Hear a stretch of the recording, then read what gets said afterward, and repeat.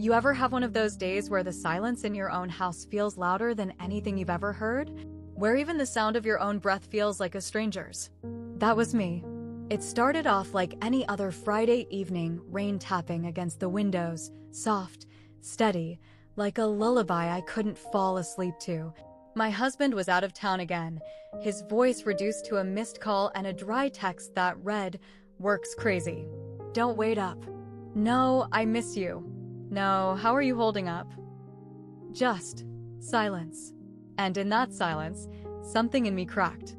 You see, people think infidelity is always about sex, about lust. But it's not. Sometimes it's about being seen. It's about the way you start to disappear, slowly, inside your own life. It's about folding laundry at midnight with tears you didn't realize were falling. It's about remembering the last time someone touched your face like it meant something and not being able to recall it. So when I heard that knock on my door that night, I should have just stayed curled up on the couch. I should have ignored it. But I didn't, because when you're starving for connection, even the wrong knock sounds like salvation. It was my brother-in-law, and behind him, 3 of his friends, laughing, loud, alive. They brought the kind of energy I hadn't felt in years, the kind that reminds you you're still a woman, not just a role you play in a quiet house. I didn't plan for it. I didn't even want it, at first. But when I let them in, when I opened that door, I didn't realize I was unlocking more than just the house. I was unlocking a part of myself I'd buried so deep, I forgot it existed. And what happened next? God. Even now, it's hard to speak it out loud. But I need to. Not for the gossip. Not for the shock. But because maybe, just maybe, someone out there knows what it's like to be lonely with someone. To crave something you stopped asking for. To be so invisible. Even a glance can feel like love. So stay with me. Listen. Not a judge, but to understand. Soft music fades in gently. Subscribe to Heartfelt Tales Unfold, because the next story might be the one you've never dared to tell out loud. I'm 36. No kids. Married for 9 years. We used to try. In the beginning, we tried so hard. Tracking ovulation, eating better, praying over little plastic tests in the bathroom at 2 in the morning. Then, after enough heartbreak, we just stopped trying. And somewhere between all the appointments and the disappointments, he stopped seeing me. He's a good man. At least, that's what everyone says. Hardworking, reliable, always providing. But providing isn't the same as being present. Most weeks, he's gone before I wake up and home after I've gone to bed. Sometimes I hear the front door open at midnight, hear the sound of his bag hitting the floor, his footsteps pausing at the bedroom. Then nothing. He never comes in. It's like we live parallel lives, sharing a house, but not a home. We talk about bills, groceries, the water heater, but we haven't talked about us in a very long time. I spend my days pretending I'm fine, cleaning a house that stays too clean, rewatching old shows so the silence doesn't swallow me, filling the void with wine and late-night scrolling. My brother-in-law, Darren, drops by sometimes. He's younger than my husband. Warmer. He always has this half-smile like he knows a secret but won't say it out loud. He lives just 10 minutes away. Always has friends over. Sometimes they tag along when he visits. Sometimes they stay longer than they should. There's Malik. He's the kind of man who knows exactly how good-looking he is.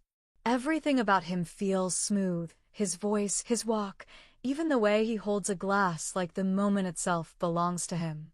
Then there's Eli. He barely speaks. Just watches, not in a creepy way. More like he's listening for something no one else can hear. There's a stillness in him that makes you pay attention, even when he says nothing. And Jordan. Jordan's the one who makes you laugh even when you don't want to. He says things that toe the line, sometimes crosses it. But he always does it with a grin that makes you wonder if you imagined it. They'd all been to the house before. Game nights, barbecue Sundays, birthdays. But that night felt different. Not because of what they did, but because of what I felt. It wasn't lust. Not at first. It was attention. Laughter. Being asked if I needed help with the dishes. Having someone actually look at me when I spoke. That used to be my husband. Now it was Malik, offering to open the wine. Jordan, cracking jokes about the playlist I'd put on. Eli, saying nothing, but watching me like I wasn't invisible. I wasn't looking for trouble. I wasn't looking for anything. But I'd forgotten what it felt like to be noticed. And sometimes, when you've gone too long without something, even the smallest drop tastes like a flood. It was a Friday evening. The kind where the sky feels heavy and the air smells like something's about to break. Rain had been threatening all day. You could hear the tension in the wind, restless, tugging at the windows. By 6, the clouds finally gave in. I was in the kitchen, pouring myself a glass of wine when the lights flickered. Twice. I stood still for a moment, listening. Not for thunder, not for the storm, but for the silence. It was the same kind of silence that had been living inside me for months. Then my phone buzzed. It was him. My husband. Flights delayed. Probably won't make it back until Sunday night. Sorry. No follow-up. No, how's your evening? No, wish I was with you. Just facts. Delivered like a business memo. I stared at the screen. Not angry. Not sad. Just empty. It was a kind of loneliness that didn't even sting anymore.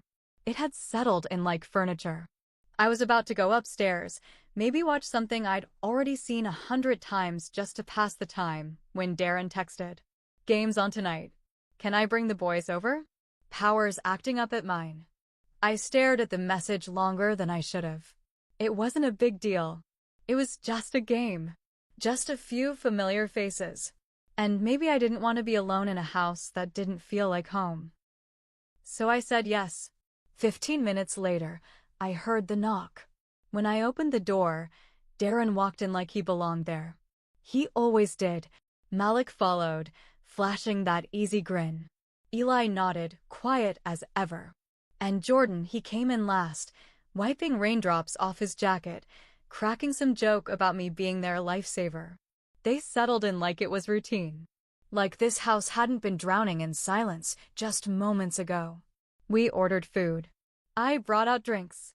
They made themselves comfortable. Feet on the coffee table, voices echoing off the walls. I sat at the edge of the couch, pretending not to feel the way Malik's eyes lingered a second too long. I told myself it was nothing. But when he complimented the candle I lit in the corner, the room smells like you. Soft, warm, something in me tightened. I turned to say thank you too quickly. Caught Eli's gaze on me from across the room. He didn't look away. Didn't smile. Just watched. And it wasn't the kind of watching that made you uncomfortable. It was the kind that made you feel seen. Jordan cracked a joke about married women hosting 4 men alone on a rainy night. I laughed.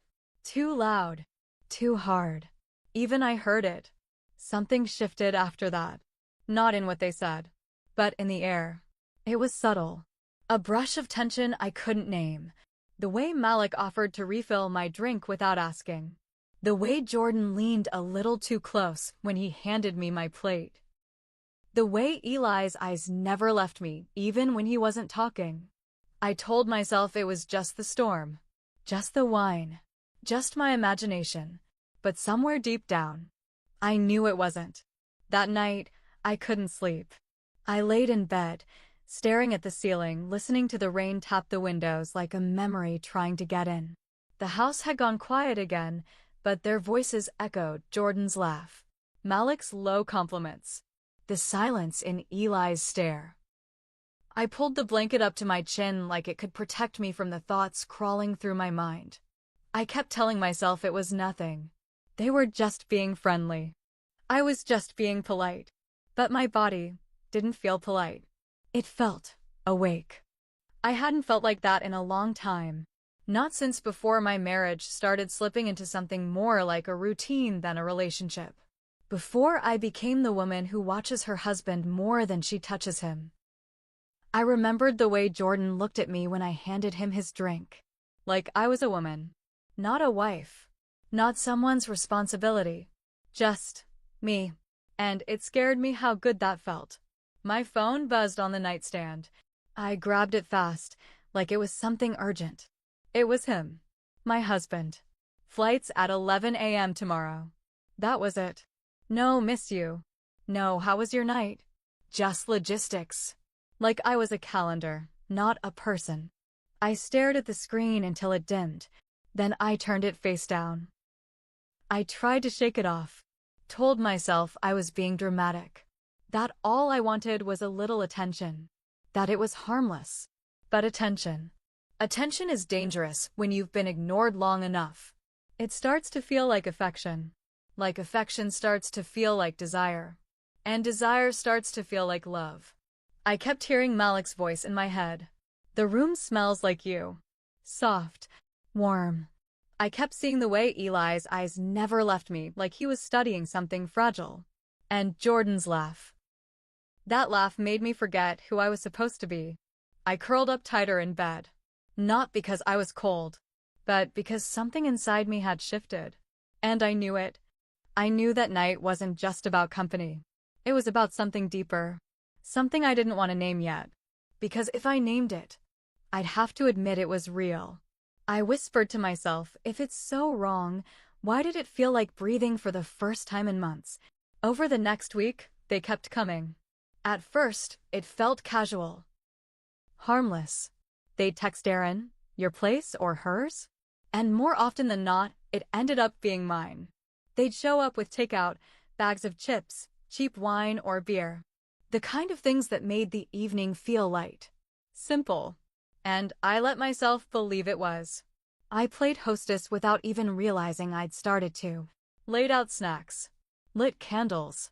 Put on music that felt warmer.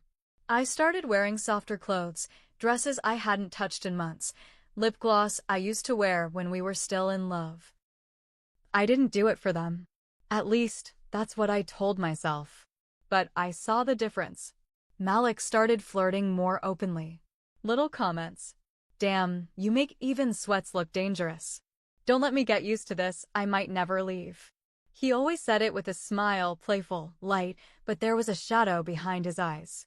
Something that lingered. Jordan started teasing me one-on-one. He'd wait until the others were laughing about something else, then lean in and whisper something right in my ear.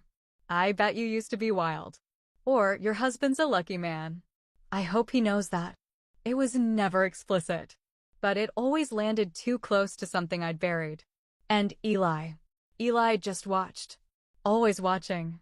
He'd speak in pieces, soft, short words, but the way he looked at me, it made everything else feel louder. One night, after they left, I found a small folded napkin under my coaster. I thought it was just trash. But when I opened it, there was one sentence, written in block letters. You deserve to feel again. No name. No explanation. But I didn't need one. I knew it was him. And I didn't throw it away. I pressed it between the pages of a book and hid it in the nightstand like it was something sacred. A few nights later, Malik offered to help clean up after dinner. The others were still in the living room. We ended up in the kitchen, too close, too quiet. I handed him a dish and our fingers touched. Just that. But it was enough to freeze me in place. He didn't move away. Didn't laugh it off. He just looked at me and said, "You ever wonder what it'd feel like to start over?" I didn't answer. I couldn't. Because the truth was that I had. More times than I wanted to admit. And then, one night, Jordan stayed late. Everyone else had gone. He lingered on the couch while I gathered empty glasses. He stood up, walked to the door, then paused. Turned around. "You're not what I expected," he said. His voice was quiet now. No jokes. No smile. "I thought you'd be cold. Or stuck up. But you're something else." He didn't wait for me to respond. Just left. And I stood there, door still open, heart pounding like I'd just done something wrong even though I hadn't. Not yet. But everything, every moment, felt like we were getting closer to a line that none of us were ready to talk about, but we all knew was there. The tension wrapped itself around the house. In every look, every word, every pause that lasted too long. And I was caught in the middle of it, not running, not stopping it, just standing there, waiting to see who would cross it first. It was raining again. The kind of rain that didn't just fall, it poured, relentless and full of purpose. The kind that wraps around a house like a secret. I was home alone. My husband was out of town. Again. Some conference in Abuja, or maybe it was Port Harcourt. I didn't even ask this time. His goodbye was short. A peck on the cheek. A hand on my back that felt more like a habit than affection. No warmth. No looking back. The silence returned, heavier than ever. I lit a candle. Poured a drink. Put on music I used to love. Tried to remember what it felt like to be someone other than a shadow. Then, a knock. No text. No warning. Just the sound of knuckles against the door, soft but certain. I opened it without thinking. They were all standing there. Malik, Eli, Jordan. No excuses. No game night. No food in hand. Just them. I could have asked why they were here. I could have said it wasn't a good night. But I didn't. I stepped aside. And they walked in. The air changed immediately. Heavier. Like the room knew what was coming before any of us did. They sat where they always sat, familiar, easy. But no one turned on the TV. No jokes. No laughter. Just silence wrapped around us. I poured drinks. The music played low, like it was trying to disappear. And we just sat. I don't know how long the quiet lasted, but it was long enough to make the truth ache. I looked down at my glass, then up at them, and finally said it out loud. I'm tired of pretending I'm not invisible. No one laughed. No one shifted. Then one of them, I still don't know who, maybe it was all of them, said softly, then stopped pretending. I didn't speak again. None of us did. There was no script for what followed. Just the sound of the rain. The hum of a song I didn't recognize. And 3 sets of eyes that didn't look away. That night, I crossed a line I can never uncross. But for a moment, I felt chosen. Morning came too fast. The house was still. Too still. No footsteps. No voices. No laughter in the hallway. Just silence. They were gone. No note. No trace. Only the faint scent of cologne lingering in the living room. The glasses still on the table. The candle burned down to nothing. My body ached in a way I didn't expect. Not from what happened, but from what it meant. I went to the bathroom, turned on the shower, and just stood there. Let the water hit me. Let it burn, then freeze, and still I didn't move. I stayed until the steam was gone, until my skin was numb. I didn't want to look in the mirror. I couldn't, because I didn't know who I'd see. The wife? The woman who gave in? The girl who just wanted to feel alive? I wrapped myself in a towel and walked past the guest room. Didn't open the door. Didn't need to. The weight of it followed me anyway. My phone buzzed on the nightstand. I already knew who it was. Boarding now. Home by 3. No emoji. No, see you soon. No hint of what was waiting on the other end of the day. I stared at the message for a long time, then locked the screen. Put the phone face down. An hour later, Darren dropped by. He knocked like usual, but when I opened the door, he didn't come in. Just stood there, hands in his pockets, eyes lowered, then raised, just once, just enough. He didn't say a word. He didn't have to. His silence said everything. Then he nodded. Slight. Almost nothing. And left. A few hours passed. I checked my phone. A message from Malik. Just 2 words. No regrets. I didn't know if it was for me or for himself. Maybe both. Maybe neither. Then Jordan sent a meme. Something stupid. Something funny. I laughed. Then cried. Hard. I turned the sound off and set the phone down again. Eli never texted. Never called. And that was the part that stayed with me the most. His absence felt louder than anything the others had done or said. I kept checking, refreshing, hoping. Nothing. He disappeared like it never happened. Like I never happened. And I couldn't explain why that hurt more than the guilt, more than the shame, more than the fact that my husband would walk through the door in a few hours and everything would look the same, even though nothing was. That evening, we sat across from each other at the dinner table. Same spots, same plates, same dull lighting. He talked about his trip, flight delays, hotel food, someone from work forgetting an important file. He was scrolling through his phone between bites, barely looking up. I nodded in the right places, made a sound here and there to show I was listening. But I wasn't. I was watching him. Really watching. The way his eyes never met mine.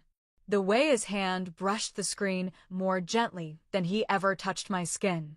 The way his voice filled the room without ever asking how I'd been.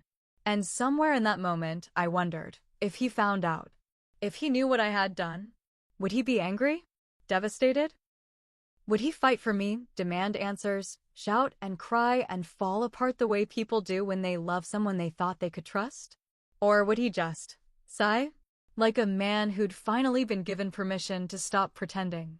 Like a man relieved to let go. The guilt sat heavy in my chest. But not heavier than the emptiness that got me there. I didn't cheat for the thrill. Not for passion. Not for some reckless moment of rebellion. I cheated because I was vanishing. Day by day. Word by word. Touch by absence of touch. And for one night, I felt seen. I felt real. But now I was both. The woman who was ignored and the woman who did the unthinkable. I stared at him as he scrolled. And I asked myself, do I tell him? Do I lay it all bare? Rip apart the fabric we've managed to keep stitched together by habit and silence. But I already knew the answer. Because he didn't notice the tremble in my hand. He didn't see the tears sitting just behind my eyes. He didn't ask why I was so quiet. So I didn't speak. I just chewed slowly, swallowed carefully, and let the silence sit between us like a guest we were both too tired to acknowledge. Because sometimes, the hardest confessions are the ones you keep. Have you ever let something in, knowing full well it could ruin everything? Not because you wanted chaos, but because you were tired of feeling like a ghost in your own life?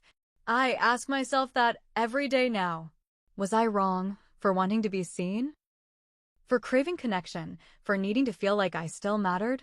Or was I just human? Flawed, lonely, reaching for something that felt like love, even if it wasn't. Maybe you've been there. Maybe you're there. Sitting across from someone who hasn't really seen you in years, waiting for a kind word that never comes, dressing up wounds you've never had the space to name. If you have, if you've ever made a choice you can't explain but couldn't stop, tell me. Tell me your truth. Tell me what it felt like. Because I can't be the only one holding a story that won't let go. Left speech bubble, leave your thoughts in the comments. Your regrets. Your what-ifs. Your it only happened once. I read every single one. And if this story touched something deep inside you, even the part you don't talk about, like this story, subscribe to Heartfelt Tales Unfold, where we expose the truths that live in the shadows of silence. Tap the bell. Because the next story might echo the secrets you've never said out loud. Some betrayals don't shout. They whisper. They hide in small moments, a glance held too long. A conversation you play over in your head. The warmth of a laugh that made you feel like you again. What happened that night didn't destroy my marriage, but it destroyed a version of me, the one who thought silence was safer than honesty, the one who believed loyalty was a straight line. Now I know better. Now I know that some doors should never be opened, because not everything that knocks deserves to come in. And sometimes, when you think you're letting in relief, you're really just letting in another kind of ache. Sometimes, you're not opening a door. You're opening a wound.